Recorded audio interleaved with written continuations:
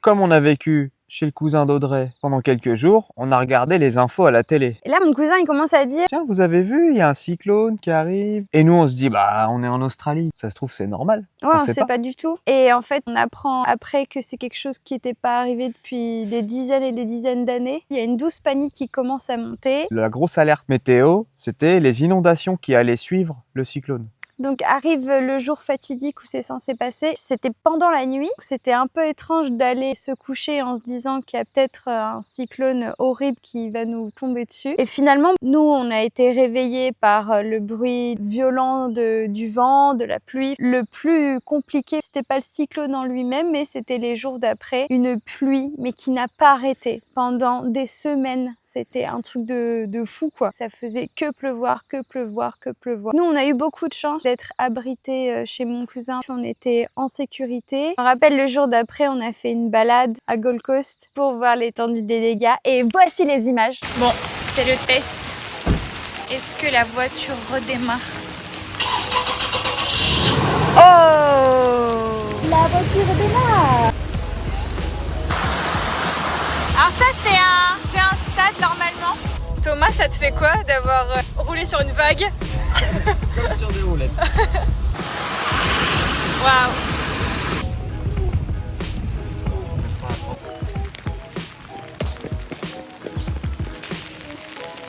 La vie est belle en Australie. Je suis trop contente. Trop contente de quitter Paris pour ça. C'était jackpot, hein? On a eu du pif avec Thomas, on a eu du pif. Pourquoi tu marches pieds nus? Voilà, foutu pour foutu.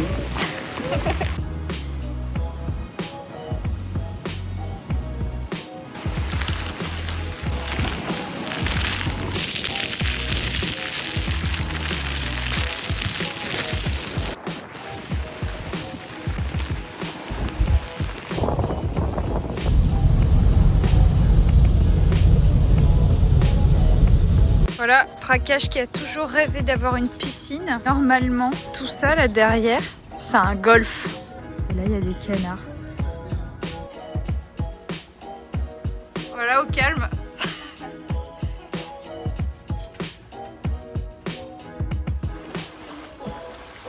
Et les gars sont en train de nager tranquillement.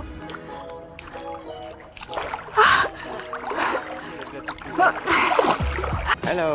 Attends, je suis sur du dur là. Ouais, C'est quoi? C'est le chemin. Ah, c'est le chemin. Ok, donc ça me monte jusque là. C'est incroyable. C'est vraiment impressionnant. Et la maison, elle est là. Faut que tu dises aux gens que c'est un golf normalement. Tout ça là, c'est un golf. Golf practice. Oui.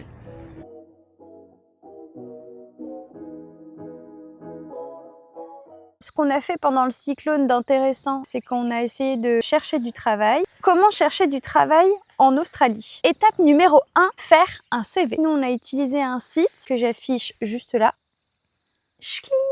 Parfois, on peut avoir la flemme de faire un CV parce que c'est quand même long, c'est fastidieux, on n'a pas d'idée. Sur ce site, c'est très simple. En 30 minutes, on a un CV qui est canon, qui est modifiable selon le travail auquel on postule. Petit plus quand même, c'est de le faire relire par un anglophone. Quelque chose qui fonctionne bien en Australie, c'est de chercher et avec un peu de chance, trouver du travail en ferme. Étape 2, c'est de chercher une direction. On a utilisé plusieurs applis. La première, c'est Wikifarm. Elle coûte 10 $. Il y a vraiment presque toutes les fermes qui sont répertoriées dessus. C'est super simple, c'est une map et on a juste à chercher les plus proches de là où on est ou de l'endroit où on veut aller. On trouve un endroit où il y a beaucoup de fermes et hop, on se crée un petit itinéraire. On était à Gold Coast et on a vu que plus au nord, il y avait cette ville qui s'appelle Bundaberg où c'était vraiment un nid à ferme. On s'est dit, bah ok, on va prendre la voiture et on va aller s'arrêter de ferme en ferme, de ville en ville jusqu'à l'objectif Bundaberg. Sachant aussi qu'il fallait qu'on s'éloigne de Gold Coast ou même de Brisbane qui ont été très impactés par le cyclone. Et en fait, toutes les fermes dans le coin, on les a eu au téléphone et ils étaient en train de réparer les dégâts. On peut dire que l'étape 3 du coup, c'est d'appeler et d'envoyer son CV ou des lettres de motivation à plein de fermes. On a passé toute une journée, on avait une liste Excel et on appelait toutes les fermes qu'on trouvait. Pendant cette journée, on a pris plein de refus, mais c'est quand même un exercice qu'il faut faire parce que ça nous apprend à pitcher la façon de se présenter, ce qu'on recherche. Faut pas se voiler la face, c'est un peu compliqué de trouver du travail parce qu'il y a beaucoup plus de demandes que d'offres. Ah oui. Il y a tellement de Français backpackers ici comme nous qui cherchons du travail. Moi, j'étais persuadée qu'on faisait un truc un peu différent, tu sais, un peu wow, on part en Australie et tout. Ici, il y a v'là les Français, c'est un truc de ouf. Et donc aussi des backpackers d'autres nationalités. Tous ces gens-là, on est en concurrence. Les fermiers nous refusent et en plus nous disent écoutez, vous êtes le 10e de la journée à m'avoir appelé. Bah non, j'ai pas de place en ce moment, faut attendre le mois de septembre. Nous, l'objectif de trouver du taf, c'est de se faire un peu d'argent parce que la vie ici reste chère. Nos économies, on veut pas les flamber ici. On veut travailler pour avoir un certain confort de vie, même si on vit dans notre voiture. L'étape 4, finalement, c'est la meilleure, c'est d'aller toquer aux portes. Nous, ce qu'on a fait, c'est qu'une fois qu'on avait notre direction d'aller à Bundaberg, Là, on s'est donné l'objectif d'en faire 10 par jour. Donc, on a fait nos affaires et on est parti à la conquête d'un travail. Et aussi, petite astuce sympa quand on cherche du travail, c'est d'être habillé comme si tu étais prêt à travailler. Arriver avec des baskets, un t-shirt propre et un short ou même un jogging, qu'il y ait l'image de ça y est, ce gars-là et cette meuf-là, ils sont prêts à bosser, je peux les embaucher tout de suite. Oui, encore une fois, il y a de la concurrence. Donc, la moindre des choses, c'est d'avoir l'air un peu plus prêt à travailler que la plupart des backpackers. Aussi, autre conseil, c'est de commencer super tôt parce que tout ferme très tôt ici. Les fermes, les restaurants, les commerces, tout ferme archi tôt. Donc ça ne sert à rien de chercher du travail après 15 heures. En Australie, tout se passe le matin. En toquant de ferme en ferme, refus après refus, on tombe sur un restaurant. C'était un dimanche, le restaurant était fermé, mais la cuisine était ouverte. On a vu de la lumière. On est allé toquer quand même. Et le cuisinier, il nous ouvre. On lui dit « Hello !» Le gars dit « Vous êtes français ?» On a juste dit « Hello !» Alors, on était un peu vexés, mais contents de rencontrer deux cuisiniers français, un couple. On leur a dit direct, bon bah voilà, est-ce que vous avez 2 places de disponibles? Ils nous expliquent. En ce moment, ils n'ont pas de disponibilité. Par contre, le gars cherche dans le frigo, il nous sort un fromage et il nous dit, bah voilà, nous on travaille beaucoup avec cette fromagerie-là. Bah franchement, n'hésitez pas à y aller. Et la fromagerie là, elle s'appelle Kenilworth Dairies. On s'est dit bon bah banco, on va essayer. On s'est levé à 5h du mat, on a packé nos affaires, tac tac, et on est allé camper devant le parking de Kenilworth Dairies. On a vu quelqu'un, On lui a demandé s'il y avait de la place et on lui a demandé où est le manager. Et voilà, c'était la première fois qu'on avait du coup décroché un rendez-vous avec un manager. Le gars se présente Kenilworth Dairy. C'est une grosse fromagerie qui a 2 spécialités, le fromage en tout genre. Ils font beaucoup de fromage à base de cheddar mélangé avec plein d'autres Oh là là, on a signé une clause de confidentialité, on ne peut pas divulguer les recettes. Ce n'est peut-être pas du cheddar, c'est peut-être autre chose. Oui, c'est peut-être autre chose. On ne sait pas. Donc, il y a une partie création de fromage et une partie création de yaourt / mousse au chocolat. J'ai travaillé dans une entreprise de mousse au chocolat. C'était le rêve. On a eu le boulot. Le mec nous a dit, vous pouvez commencer quand? On a dit tout de suite. Il a dit, oh non, peut-être pas tout de suite quand même. Peut-être demain matin. On a profité de l'après-midi pour lire nos contrats, les signer. Il faut imaginer 2 grosses lignes de travail. Il y a une première ligne, c'est la ligne du fromage. Donc moi, j'ai tout de suite été assigné à la ligne de production de fromage. Partie cooking, donc dans une salle blanche. Mon rôle, c'était juste de déballer des énormes blocs de CHEDAR. Il y a peut-être 2D, je sais plus. Cheddar ou cheddar? Cheddar. Des grosses meules de 20 kilos, mais pas vraiment des meules comme on les connaît. J'adore le mot meule. Pour pouvoir les mélanger à des ingrédients, il faut les couper en plein de petits bouts. Il faut les passer dans une grosse râpe.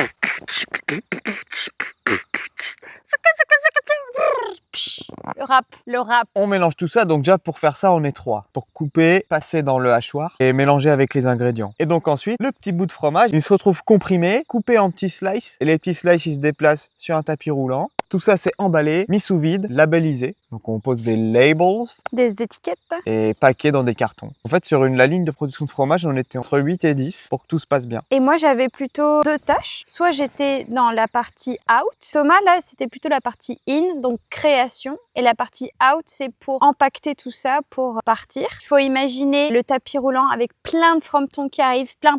Il faut les prendre 4 par 4. Les mettre dans des boîtes, fermer les boîtes, mettre du scotch, mettre la boîte sur une grosse palette. C'est du travail à la chaîne. Tu passes la journée à faire ça. Au début, moi, je suis archi maladroite, donc je faisais tout tomber. Mais au bout d'un moment, tu prends le pli. Et j'allais aussi dans la partie mousse. J'ai très froid. Je mets juste ma veste. Ah ouais, moi aussi. Et donc, juste à côté de la ligne de fromage, il y a la ligne des mousses. Il y a des yaourts nature, des yaourts avec différentes saveurs et de la mousse au chocolat. Yummy, yummy, yummy. Il y a des pots vides qui arrivent. Donc, il faut que ces pots se remplissent de mousse ou alors de yaourt. Il y a des gens qui mettent les pots vides sur le rail. Il y a quelqu'un, et ça des fois était moi, qui tient toutes les 1 seconde 25 le pot. Psst, psst, psst, psst. Comme ça pendant des heures. Vraiment, mentalement, c'est fatigant. Je sais répéter plusieurs fois le même geste pendant des heures, pendant des années. C'est ce qu'on a fait en faisant du tir à l'arc. Mais ça n'a rien à voir avec faire le même geste toutes les 1 seconde 25. Donc tu fais ça, et puis après, t'as une autre personne, 1 ou 2 personnes à côté, qui ont plein de couvercles dans les mains et ils mettent les couvercles sur tous les pots qui passent, comme pour la chaîne de production de fromage. Après, ça va dans la partie out. Et là, il y a des personnes qui s'occupent de récupérer ces pots pour les mettre dans des boîtes. Et ces boîtes sur une palette, et la palette s'en va. Et pourquoi on vous décrit tout ça? Tout simplement parce qu'on n'a pas d'image. Voilà. Ah ouais! C'est une des premières choses qu'on nous a demandé d'être signé. C'est un papier disant qu'on ne pouvait pas prendre de photos et qu'on ne pouvait pas divulguer quoi que ce soit sur ce qui se passe à l'intérieur de cette usine. Ah si, moi j'ai réussi à prendre une vidéo dans les vestiaires. Oh et là! la voici!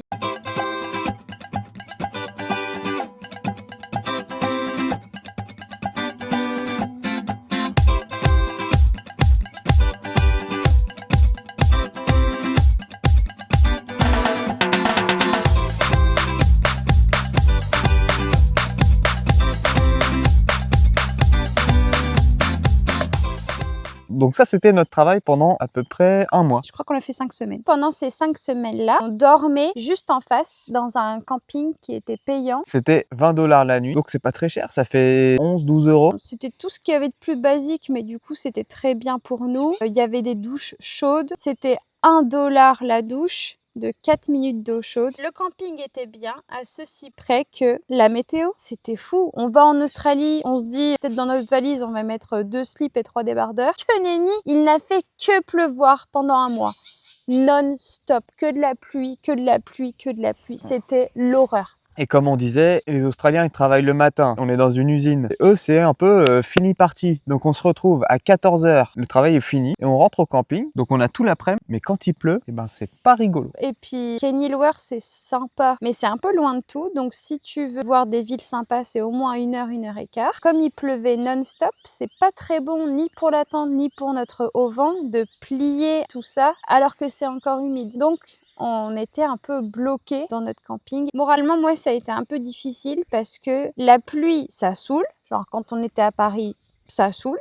Avoir froid, ça saoule. Ouais, mais la pluie et avoir froid quand tu vis dehors et que tu dors dans ta voiture, pas ouf, pas ouf, pas ouf. Et c'est pour ça qu'on a un peu craqué le budget. On a carrément passé notre premier salaire dans un awning de compète. Un auvent de qualité. Un auvent 270 degrés. Celui qui fait le tour de toute la voiture, qui couvre le coffre. On est toujours en train de cuisiner derrière le coffre. Donc on a besoin d'être couvert. On a gagné en confort. Et moi, je regrette pas. Ça nous a remonté le moral. Il va nous suivre pendant tout notre périple, ce auvent. Et voici d'autres images du auvent.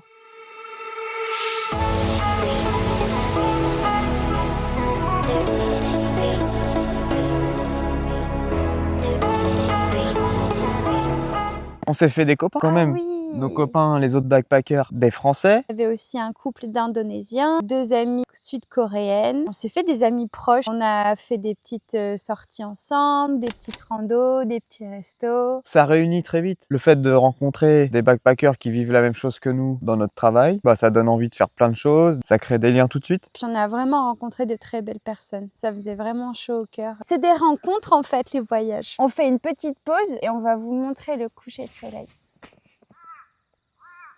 C'est trop beau. Donc voilà, c'était beaucoup de rencontres, un travail sympa, mais on a mis fin à ce travail après 5 semaines là-bas. Et on a fini en beauté pour l'anniversaire de Thomas. Oh, ouais, c'est vrai. C'était le même jour. On n'a pas arrêté parce que c'était son anniv, mais on a arrêté et bingo, c'était l'anniversaire de Thomas. Donc... Et voilà, mon dernier jour de travail, grosse gueule de bois. Ouais. Parce que j'ai soufflé ma 25e bougie. Thomas, t'as pas 25 ans. Bah si, je suis un backpacker en Australie, j'ai 25 ans. Ouais, grave, Enfin. t'as 25 ans. Ouais. C'était cool de clôturer ce petit chapitre de notre road trip à Kenilworth avec ton anniv, avec les copains qu'on s'était fait au travail. Ça clôture aussi cette vidéo. Mais dans la prochaine vidéo, on va vous présenter notre nouveau coin de paradis qui est là derrière nous. Et pourquoi on est ici depuis plus de 3 mois et qu'on bouge pas. Et j'ai trop hâte de la prochaine vidéo pour vous montrer ce qu'on fait ici. Pour vous montrer l'Auvergne. Tout ce chemin pour se retrouver en Auvergne. Bon, on n'a pas cadré, le Puy-de-Dôme, il est là.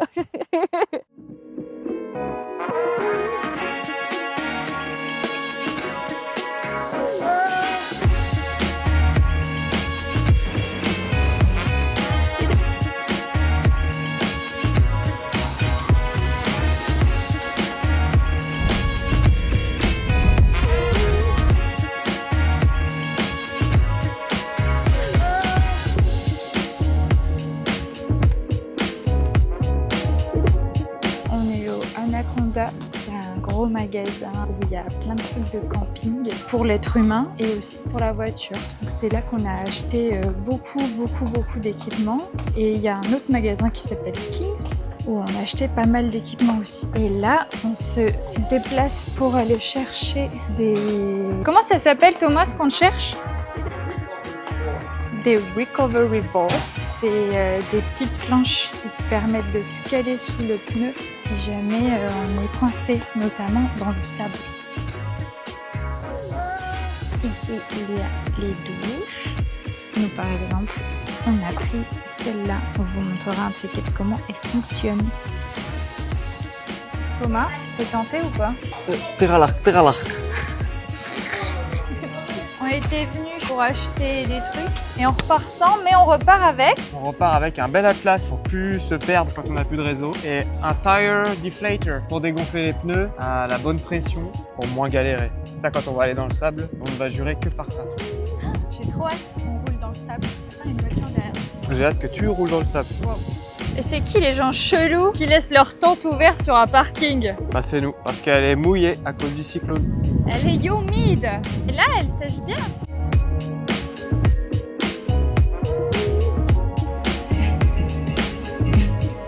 Miam miam.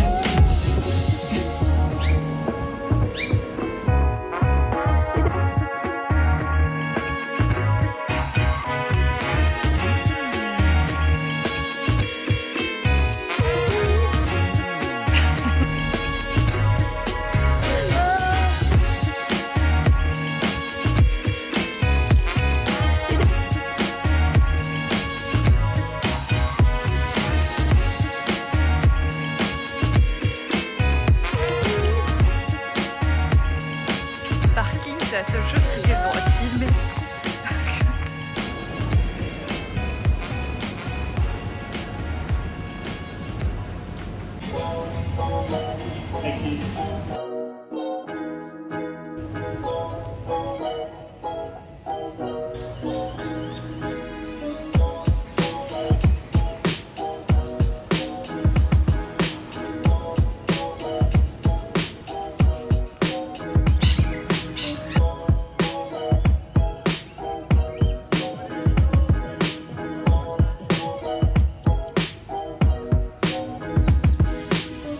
Le paradis! Je dois choisir la guirlande qu'on va installer sur notre auvent.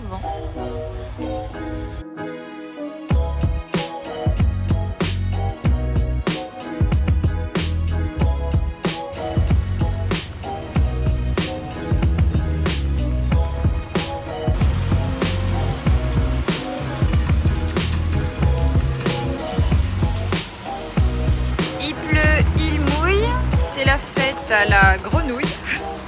Mais on est bien dans le auvent. Thomas est en train de nous préparer des pastas. Des pastas con salchichas. Non, pas des pastas con salchichas. Des gnocchi. Miam miam. Au parmigiano. Serrano. Voilà, petit apéro des chipsos.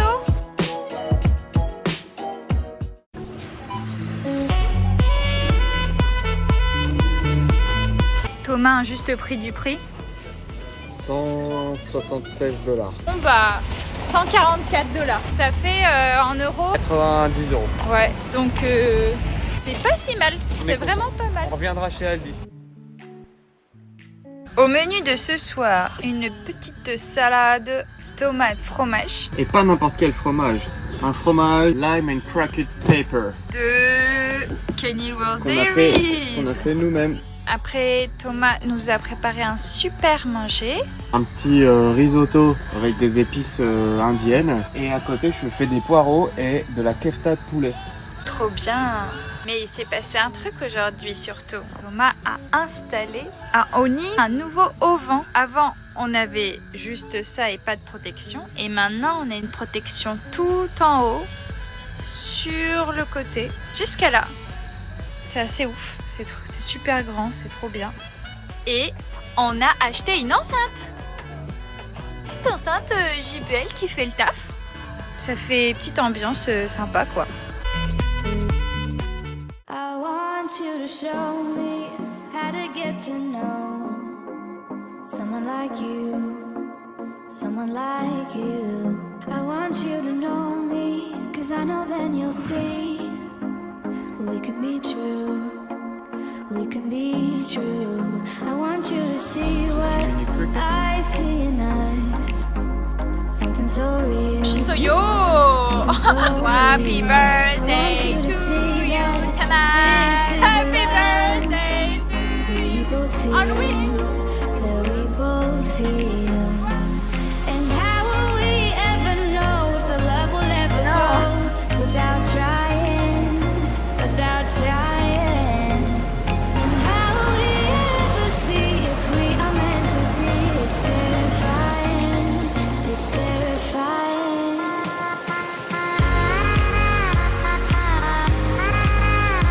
Ouais, celui d'après il bouge. Tranquille. Ouais. That we're meant to be. Bien joué.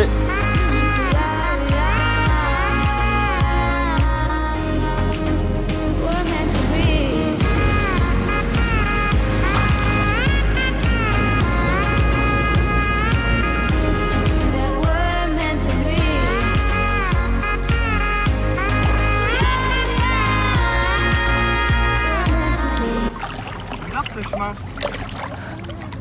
C'est Audrey les bons tuyaux.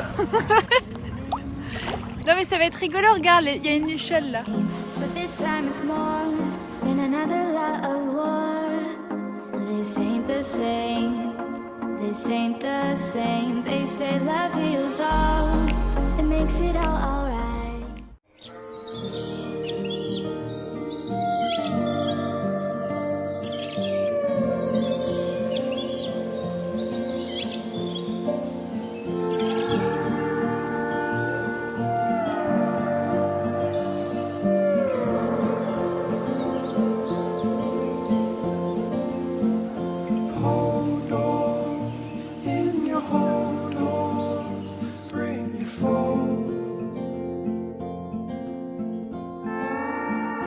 Cold shore, knees swallowed, skin and soul.